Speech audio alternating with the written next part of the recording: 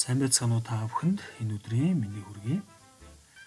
Өнөөдрийн сэдэв зардал удирдлагын бүртгэлтэй холбоотой технологийн үе арга гэдэг сэдэв байгаа. Тэгэхээр энэ арга нь өөрөө уламжлалт өртөх тооцох аргын нэг юм аа гэж. Тэгэхээр бидний мэддгээр уламжлалт өртөх тооцох хоёр арга байдаг тийм. Ажлын захиалгын арга, хоёр дахь нь технологи үе буюу үйлдвэрлэлийн үе аргаар өртөх тооцох гэж байдаг. Тэгэхээр энэ аргыг ямар нөхцөлд ашигладаг вэ гэхээр нэгдүгээр өртөхийн нэг объект буюу тухайн нэг цэг тасгаас олон төрлийн бүтээгдэхүүний нэгэн зэрэг үйлдвэрлэж гаргаж байгаа нөхцөлд энэ аргыг ашигладаг.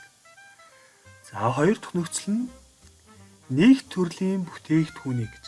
Магадгүй нэг талах нарийн бовны үйлдвэрлэл, усны үйлдвэрлэл ч юм уу тийм. Нэг л бүтээгдэхүүн бөөнөр нь гаргаж байгаа нөхцөл. За бөөнөр нь гарахтаа мэдээж хид хідэн шат амжилгаар гаргаж байгаа. Энэ хоёр нөхцөл бид нар технологи үе аргыг ашиглаж өртөхийг тооцоолдог гэсэн. За ингээд бидний агуулга нэг.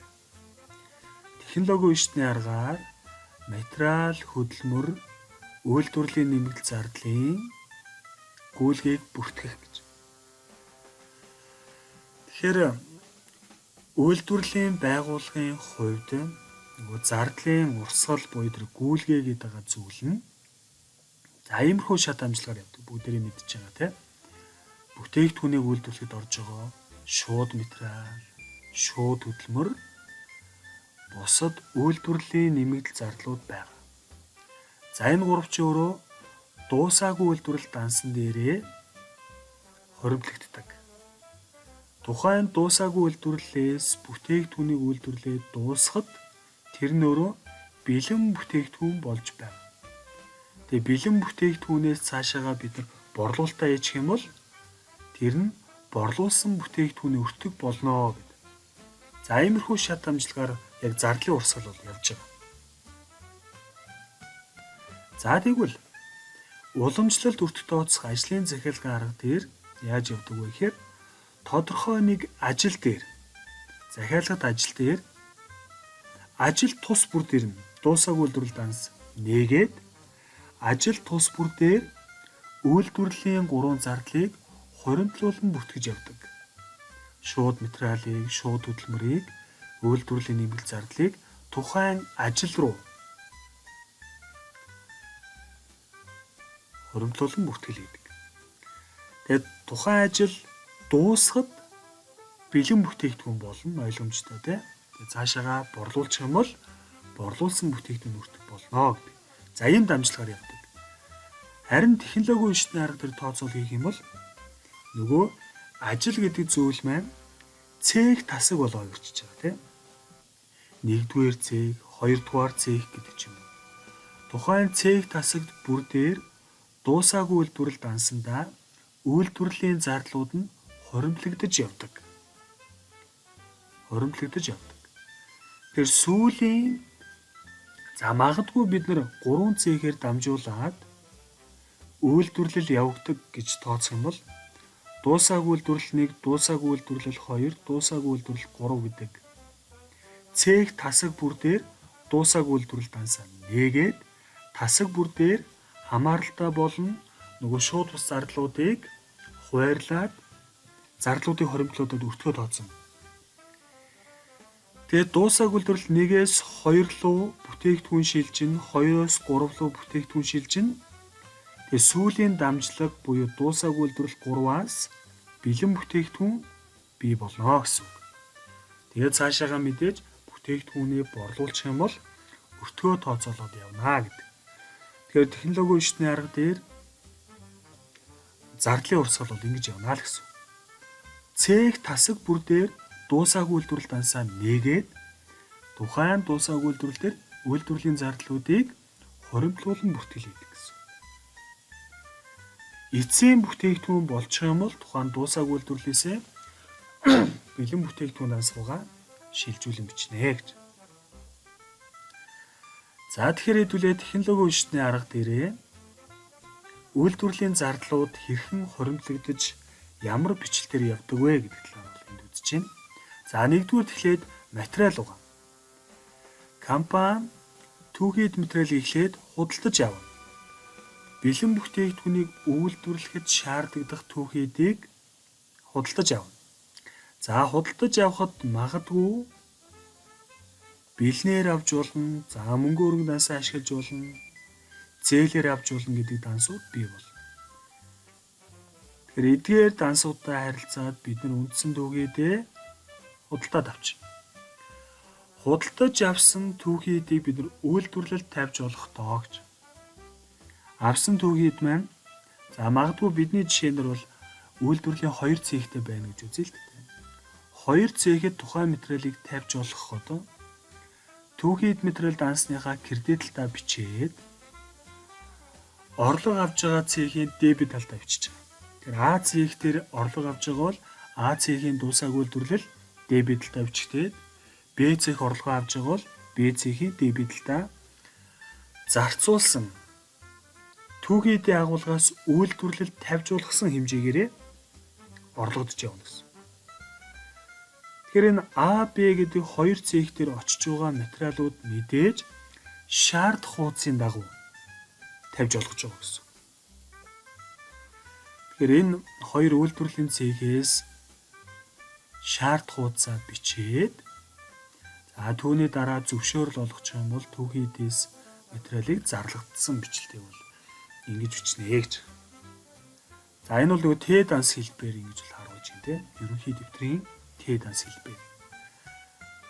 За үүнийг бид нар журналын бичлэлээр хэрвээ бичвэл яах вэ гэж ойлгомжтой тийм ээ. Дуусааг үйлдвэрлэл А цех дебетэлтэй бичнэ. Дуусааг үйлдвэрлэл Б цех дебетэлтэй бичнэ. Түүхийд материал данс кредитлтээ бичнэ гэдэг. За энд байгаа нэг ойлголт нь нөгөө шаардах хуудсыг бол тайлбарлаж байгаа юм тийм. Ажлын захиалгын арга дээр, технологи ертөнцийн арга дээр өртөг тооцоход, материал тавьж олгоход шаардах хуудсыг ашигладаг. Үйлдвэрлэлээс шаардах хуудсыг бичээд тухайн шаардах хуудас дээр зөвшөөрөл өгөөд тэгээ материалыг тавьж олгоно. Тавьж олгож байгаа дүнгээрээ тухайн цех тасаг дээр орлогодож авч байгаа гэсэн үг тийм ээ. Орлогодож авч байгаа. За үргэлжлээд одоо хөдөлмөрийн зардлыг буюу нөгөө цалингийн зардал гарсан гэж үзэх юм бол яах вэ гэж. Тэгэхээр А цех дээр үйлдвэрлэл явагдахад А цехийн түүхийдийг хувиргаж байгаа, боловсруулж байгаа. Яг тэр түүхийдийг боловсруулж байгаа ажилчдын цалин бол шууд хөдөлмөрийн зардал гэж бүгдээ мэддэг. За Б цех ч гэсэн яг адилхан тийм. Б цехэд ажиллаж байгаа ажилчдын цалин байна. Гэхдээ ажиллаж байгаа гэдэг нь Б цехийг үндсэн бүтээгдэхүүнийг үйлдвэрлэхэд шууд оролцож байгаа ажилчдын цалин гэсэн үг. Тэгэхээр шууд хөдөлмөрийн зардал гарах юм бол дуусаагүй үйлдвэрлэл А цехийн дебетэлтэй авчлаа. Дуусаагүй үйлдвэрлэл Б цехийн дебетэлтэй авчлаа. Нээлтбэр түнгээрээ манай үйлдвэрлэлийн компани цалингийн тооцоо, за цалингийн өр бий болж байгаа. Тэр утгаараа цалингийн өглөг дансны кредитлт авчнэ гэж. Энэ бол Т дансаар харуулж байна. За журналын бичлэлээрээ бичих юм бол энд ойлгомжтой харагдаж байна тийм. Дуусааг үйлдвэрлэл А цехийн дебетэлтэй авчина. Дуусааг үйлдвэрлэл Б цехийн дебетэлтэй цалингийн өглөгийн кредитлт авчина. Тэгэхээр технологи өвчтний аргын үед бид нар хөдөлмөрийн зардлыг бүртгэхдээ захиалгад ажил тус бүрээр биш харин цех тасаг бүрт хувирладаг. Тухайн дамжлага дээр гарч байгаа тухайн дамжлагын бүтээгдэхүүнийг үйлдвэрлэхэд шууд гардан оролцож байгаа хүмүүсийн цалин бүртгэхдээ гэсэн үг тийм ээ. Ийм бичлэлийг хийдэг. За үйлдвэрлэлийн 3 дахь зардал буюу үнц. Үйлдвэрлэлийн нэмэгдэл зардал байгаа. Тэгэхээр үйлдвэрлэлийн нэмэгдэл зардлыг урьдчилан тодорхойлсон норм, үйл ажиллагааны төвшнийг үндэслээд тодорхойлсон байгаа нормыг үндэслээд өртөгтөө шингээж явдаг. Тэгэхээр тооцоолж байгаа үнзээрээ дуусааг үйлдвэрлэл А цехийн дебетэлтэй авчиж гин, дуусаагүй үйлдвэрлэл B цэхийн D бидэлтэй бичиж. Тэгээд үйлдвэрлэлийн нэмэлт зардал дансныхаа гэрдээ талдаа бичдэг. Тэгэхээр өөрөөр хэлэх юм бол үйлдвэрлэл явагдахаас өмнө бид нар үйлдвэрлэлийн нэмэлт зарлаа тооцоолж байна гэсэн. Өртөгт шингэж байгаа үйлдвэрлэлийн нэмэлт зарлыг тооцоолсон гэсэн үг. За дараа нь мэдээж үйлдвэрлэл явагдахад бодитоогоор үйлдвэрлэлийн нэмэлт зарлууд гарна. Тэгэхээр энэ бодитоогоор гарч байгаа үйлдвэрлэлийн нэмэлт зардал нь тооцоолж байгаа үйлдвэрлэлийн нэмэлт зарлаас их байж болно, бага байж болно. За хэрвээ энэ бодит үнц нь гүйцэтгэлээр гарсан үнц гэж бас хэлдэг. Энэ нь тооцоолж байгаа үйлдвэрлэлийн нэмэлт зардлаасаа их гарах юм бол дутуу тооцсон үйлдвэрлэлийн нэмэлт зардал гэж хэлдэг. Дутуу тооцсон. За харин эсэргээрээ байх юм бол тооцоолж байгаа дүн нь гүйцэтгэлээр гарсан буюу бодит үйлдвэрлэлийн нэмэлт зардлаас их байх юм бол илүү тооцоолсон үйлдвэрлэлийн нэмэлт зардал гэж үздэг. За илүү тооцсон үнц. За тэгээ мэдээж дутуу тооцсон, илүү тооцсон шалтгааныг илрүүлнэ. За тэгээд дутуу болон илүү тооцож байгаа үйлдвэрлэлийн нэмэлт зардлыг цаашаага борлуулсан бүтээгдэхүүн өртөг гэдэг данс руугаа хуваарлтаа хийж явдаг юм аа.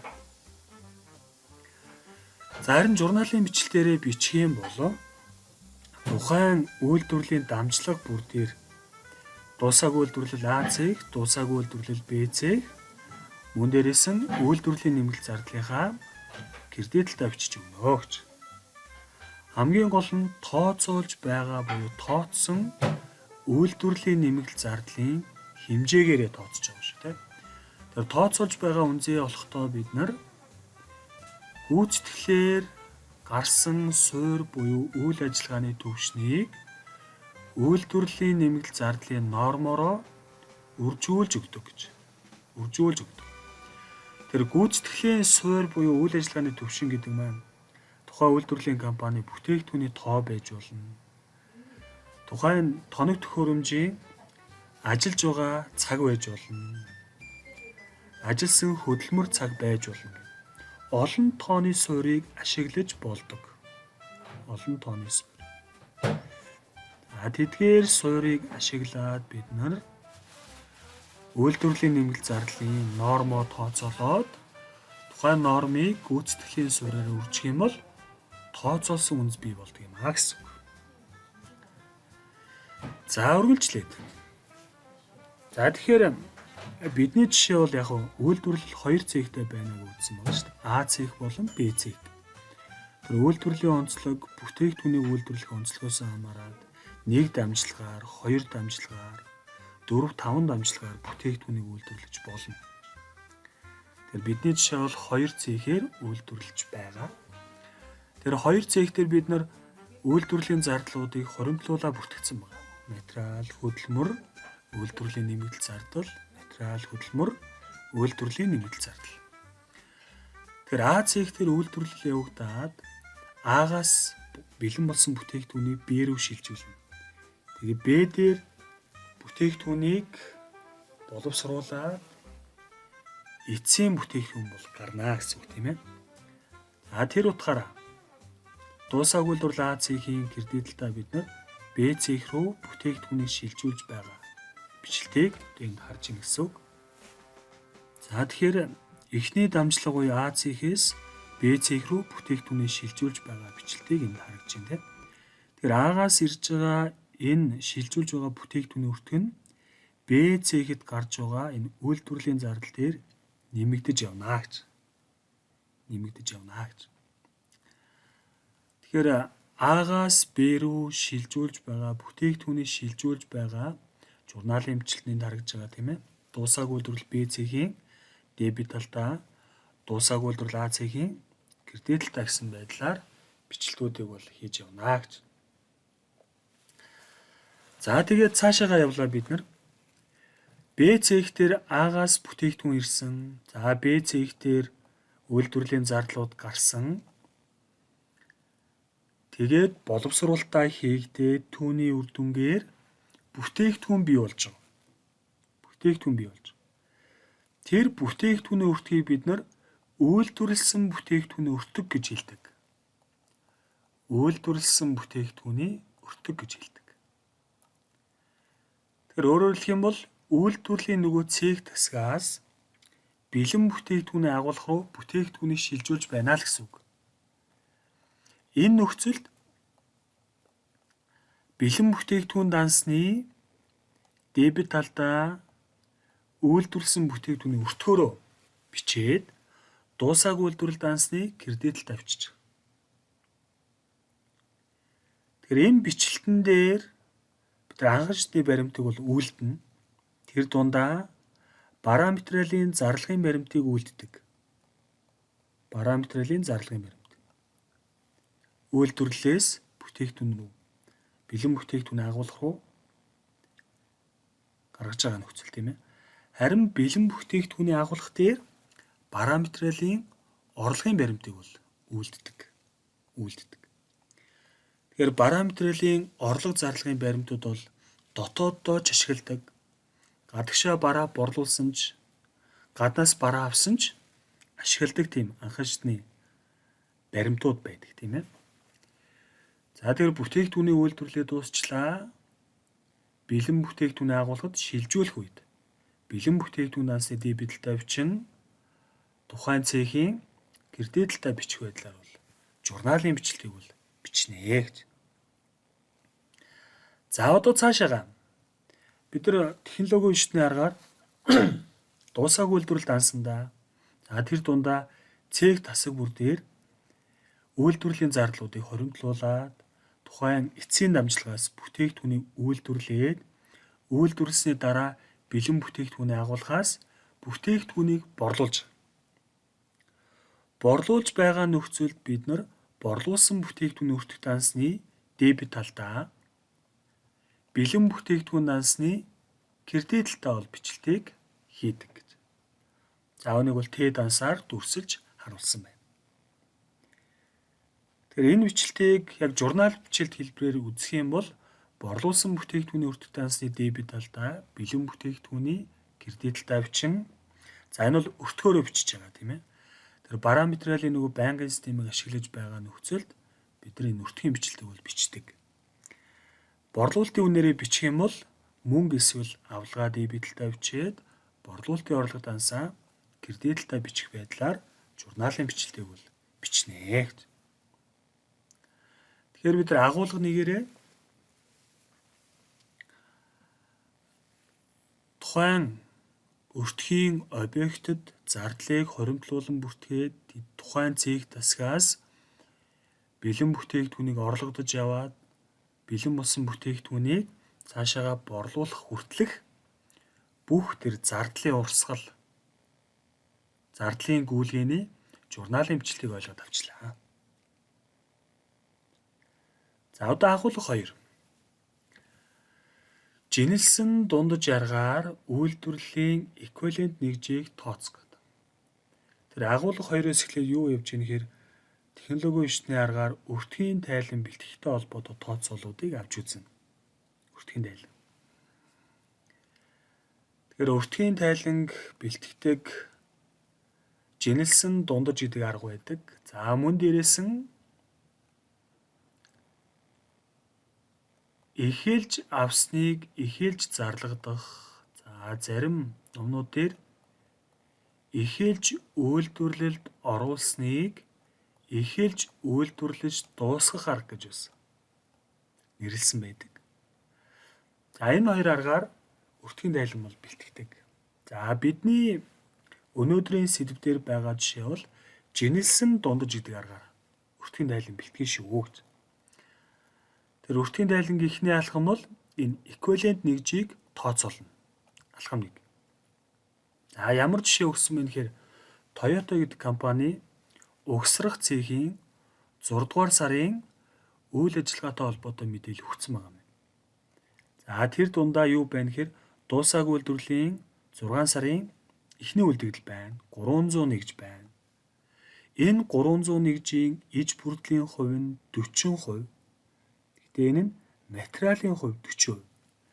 Хувиргалтын зардлын хувьд 20% байна. Тэгэхээр иж бүрдлийн хувь гэдэг бол зардлын зарцуулагдсан хэмжээ гэсэн үг. Өөрөөр хэлэх юм бол дуусаагүй байгаа 301 дотор материалын зардал 40% зарцуулагдсан байна гэсэн үг. Дахиад нэмээд 60% материал оруулах юм бол энэ чинь бэлэн бүтээгдэхүүн болно л гэсэн утгатай. Хувиргалтын зардал ч гэсэн утга нь яг адилхан.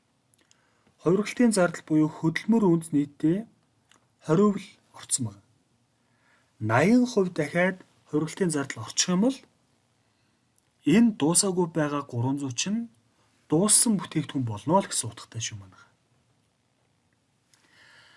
За тэгэхээр дуусаагүй 300 дээр 6000 нэгжийг үйлдвэрлэж эхэлж байгаа юм байна. Өөрөөр хэлэх юм бол үйлдвэрлэлийн яг орцын хэсэг нь 6300 нэгж байна гэж. 6300 нэгж орлоо гэсэн үг. За энэ орцоос гарц бий болно. Тэр гарц нь 5400 дууссан бүтээгдэхүүн байна. Энэ дууссан бүтээгдэхүүнийг гадагш шилжүүлэх юм байна. За эсвэл дараачийн цэг рүү шилжүүлсэн байж болно. Эсвэл энэ дамжлага нь өөрөө эцсийн дамжлага гэж тооцох юм бол бэлэн бүтээгдэхүүнд шилжүүлсэн гэж ойлгоно. Тэгээд 4900 дуусаагүй байгаа бүтээгдэхүүн байна. Тэгэхээр 901-ийн хувьд иж бүрдэл нь материалын хувьд 60% байна. Материал дутуу зарцуулагдсан байна гэсэн үг. Нэмж 40% материал оруулах юм бол энэ 900 чинь бүтээгдэхүүн болно. Хувиргалтаар ч гэсэн яг адилхан тийм.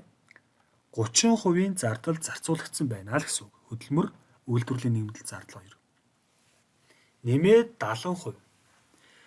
Өөрөөр хэлэх юм бол бид нар материалын зардал дээр 40% материал нэмээд хувиргалтын зардал дээр 70% материалыг нэмчих юм бол энэ дуусаагүй байгаа 900 бэлэн бүтээгдэхүүн болно л гэсэн утгатай. За тэгэхээр үйлдвэрлэлийн орцын хэсэг бол тоо хэмжээгээрээ 6300 нэгж. Гарцын хэсэг нь ч гэсэн яг адилхан 6300 нэгж байна гэдгээс харах боломжтой байна. За одоо хэдүүлээ эквивалент нэгжийг тооцсон юм.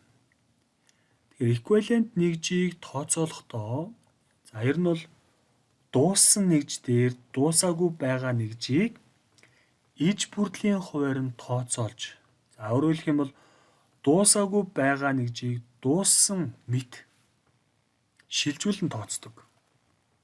Тэр эквивалент гэдэг үгний чинь утга нь өөрөө тийм шүү дээ. Адилтгах гэсэн утгатай. Жил тэнцүү гэсэн утгатай тийм ээ. За тэр утгаараа яг дуусгасан байгаа бүтээгдэхүүн нь 5400 нэгж байгаа. Тэр эквивалентийг тооцоолохдоо бид нар үйлдвэрлэлийн зардлын элемент тус бүрээр тооцоолдог. Материалаар нэг тооцсон, хувиргалтын зардлаар нэг тооцсон. Гэхдээ хувиргалтын зардал дээр иж бүрдлийн хувь нь өөр байж болно шүү. Өөрөөр хэлэх юм бол хөдөлмөрийн иж бүрдлийн хувь нь 80. Харин үйлдвэрлэлийн нэмэлт зардал нь 90 гэдэг. Өөр хэмжээтэй байж болно шүү. Өөр хэмжээтэй байгаа бол тус бүрд нь эквивалентийг тооцоолдог гэж ойлгов. Харин хөдөлмөр үнцийн зарцуулагдсан зардлын хэмжээ ижилхэн буюу иж бүрдлийн хувь нь ижилхэн байгаа бол хувиргалтын зардал гэсэн байдлаараа нэг тооцоолж болно. Үгүйс үр дүн нь адилхан учраас тийм ээ. Тэр эквивалентийг тооцоолохдоо эхлээд дуусгасан байгаа буюу гадагш шилжүүлэх бүтээгдэхүүний тоогоо эхлээд тавьж өгөөд тэр нь өөрөө 5400 гэж байгаа юм байна. За тэр дүн дээр дуусаагүй үлдсэн байгаа, дуусаагүй үйлдвэрлэлд байгаа бүтээгдэхүүнийг зардлын элемент тус бүрээр иж бүрдлийн хувийг ашиглаад нэмж өгдөг. Яг дуусаагүй байгаа нь 900 гэж байгаа. Гэхдээ материалын зардлын хуваар тооцоолох юм бол 60% материал зарцуулагдсан байна. Тэр материалын дээр иж бүрдлийн хуваараа зарцуулагдсан зардлын хэмжээгээр тооцоолох юм бол 541 бүтээгдэхүүн бол дууссан гэж тооцоолж болно гэж. Дуусаагүй 900 дотор 540 нь дууссан мэтээр бид нар тооцоол хийж гин гэсэн. Тэгэхээр өөрөөр хэлэх юм бол материалын зардлын хувьд эквивалент нэгж нь 5940 байна гэж. 5940. Хэрвээ энэ иж бүрдлийн хувьд 60 биш 100% байсан бол 900 гэж байх нь шүү дээ. 900 гэж. Тэгээ 6300 юм. За, хувиргалтын зардлын хувьд тооцъё. Хувиргалтын зардлын иж бүрдлийн хувь чинь 30% байгаа учраас энэ зардлын зарцуулагдсан хуваараа бид нар эквивалентийг тооцоолох юм бол 270 болчих. Тэгэхээр 5400 дээр 270-аа нэмлээ. Хувиргалтын зардлын хувьд эквивалент нэгж нь 5670 байна гэж. Тэгэхээр бид нар юуг харж болох вэ гэхээр эквивалент нэгжийг тооцоолохдоо дуусгасан буюу шилжүүлсэн нэгж дээрээ дуусаагүй үйлдвэрлэлд байгаа бүтээгдэхүүний эквивалент нэгжийг нэмэх байдлаар бол тооцоолж явна гэж. Тэр дуусгасан нэгж нь бол ойлгомжтой. Энэ дүн дээр дуусаагүй байгаа нэгжийг дууссан мэтэд адилтган тооцоолж байгаа эквивалент нэгжийг нэмж өгдөг гэсэн үг тийм. За, тэр утгаараа бид нар өртгийн тайлан, технологийн үндэсний аргаар, жинэлсэн дундаж аргаар эквивалент нэгжийг тооцоолохдоо алхам нэг дээр энэ аргачлалаараа тооцоод материалын зардлын хувьд 5940 байна. Хувиргалтын зардлын хувьд 5670 байна гэдгийг тооцоолоод гаргачлаа.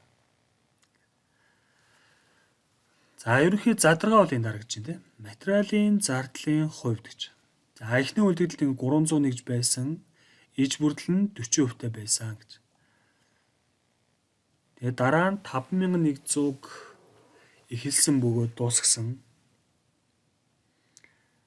За, дараа нь дуусаагүй эцсийн үйлдвэрлэлийн 900 нэгж 60% иж бүрдэлтэй байгаа гэдэг.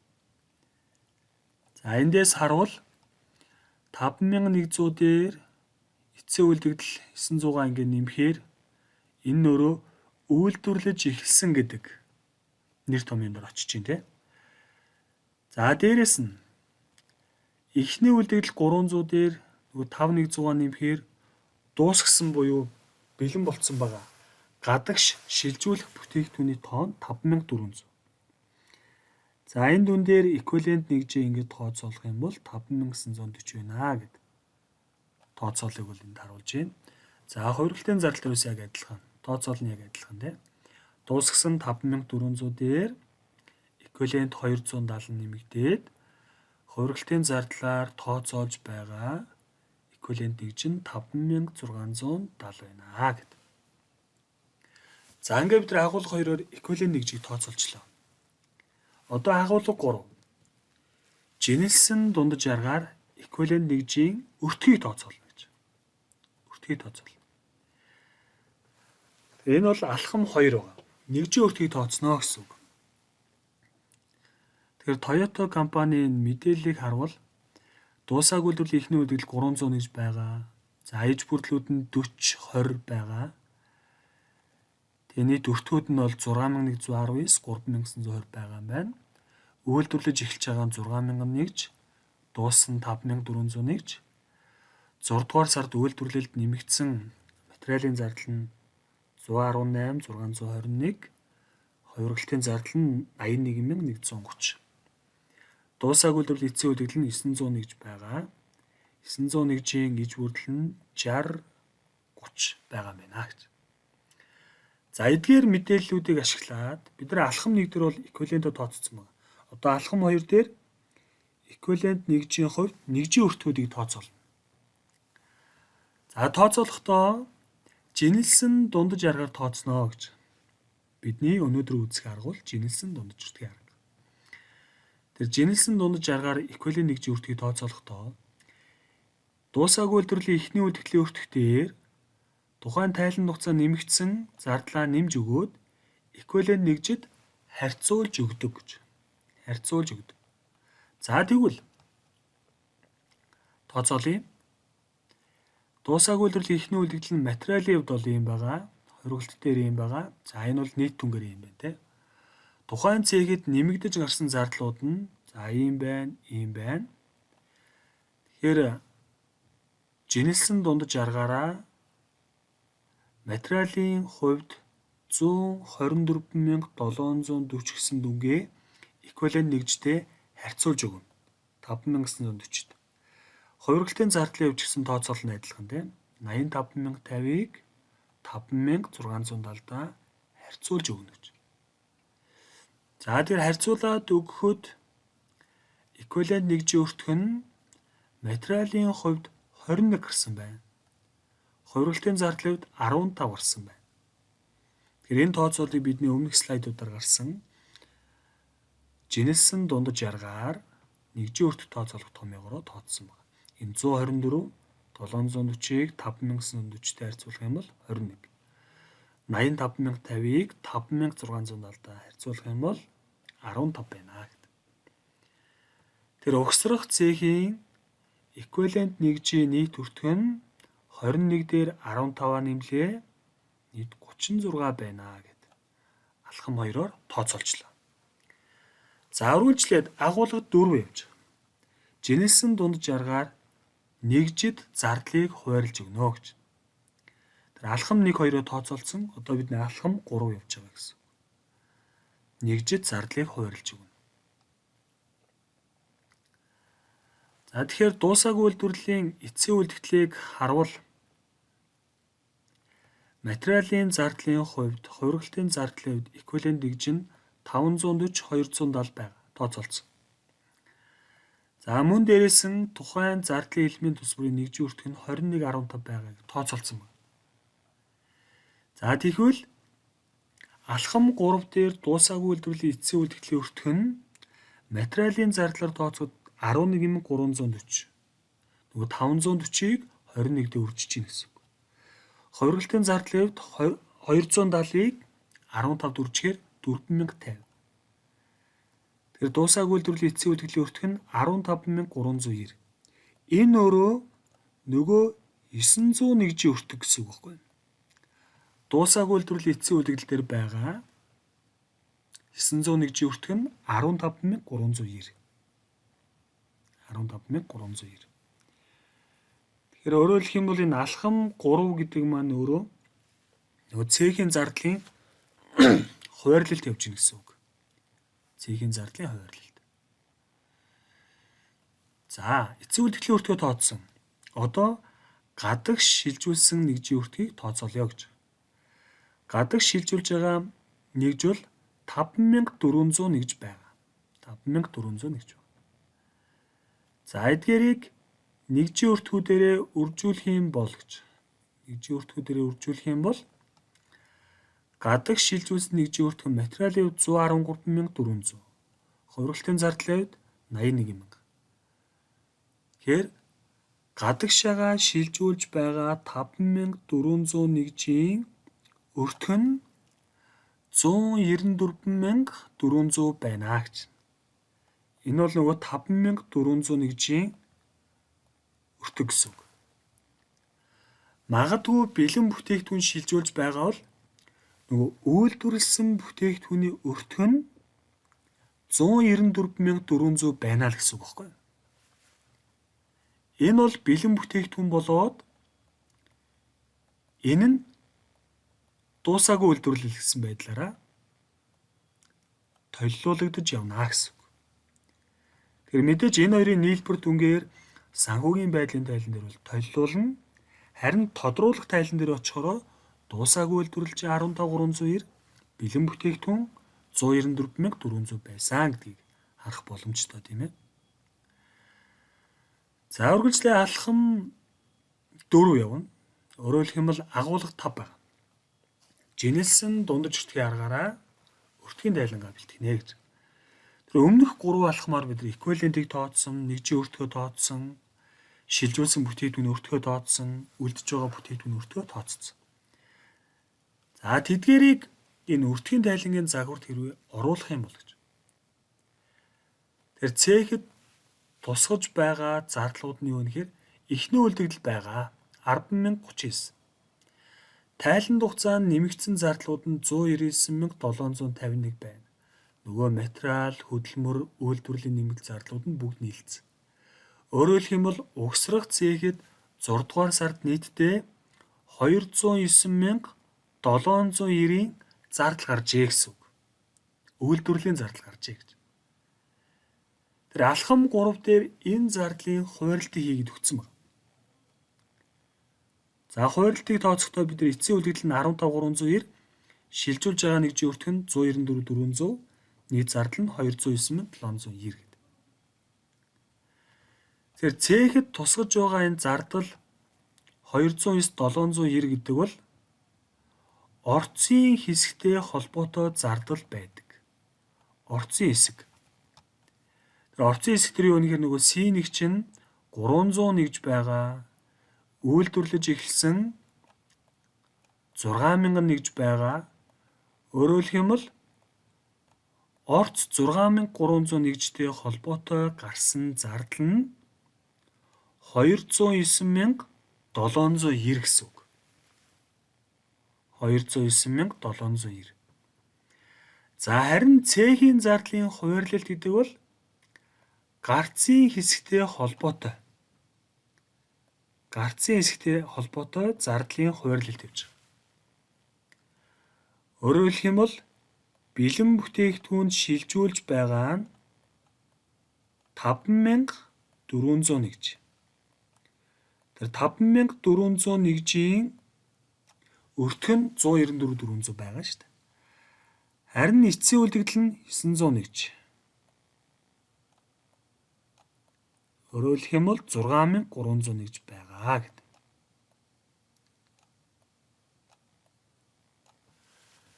Тэр орц гарц хоёр тэнцүү, тоо хэмжээгээрээ тэнцүү. Орц гарцын зардлууд нь нийт дүнгээрээ тэнцүү байна. Энэ ойлгомжтой тийм ээ. Тэр эхний үлдэгдэл дээр байсан 300-ийн өртөг бол 10,039 гэсэн үг шүү дээ. За ингээд ч бас харчиж болно. 6,000-ийн зардал нь ийм байна. Өөрөөр хэлбэл 209,790 гэдэг бол 6,300 нэгжийн нийт зардал юм аа гэдэг.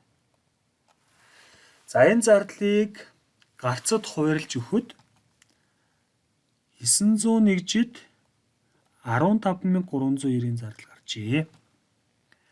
Харин 5,400 нэгжид 194,400-ийн зардал гарчээ. Нийтдээ 6,300 гэдэг гарцын нийт дүнгийн зардал нь 209,790 байна гэдгийг өртгийн тайлангаас харах боломжтой.